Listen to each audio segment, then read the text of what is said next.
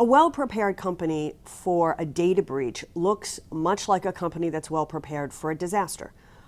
They have a plan, they have a team, they have an incident response team that includes all of the necessary stakeholders.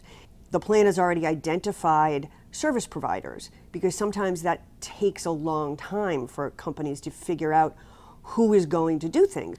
The really well-prepared company tests its plan once a year, just like it tests its disaster recovery plan.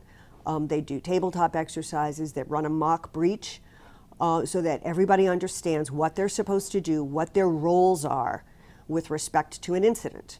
You really can't plan enough for this sort of thing, and your team should think about as many different scenarios as possible. When you read about a breach, think about how it could happen to you.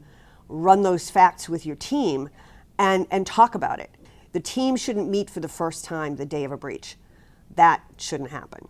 The other piece, really important piece of a well-prepared incident response plan is communications.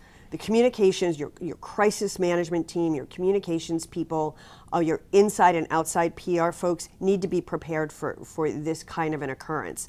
Because it may very well be that the first notice you as a company have of an incident like this is a call from a reporter. There are reporters working this beat that have unbelievably incredible contacts that will find out about this before you do. So you need to be prepared for that eventuality, because particularly if you're a retailer, that's likely what will happen. You will either get a call from the Secret Service or you will get a call from a reporter.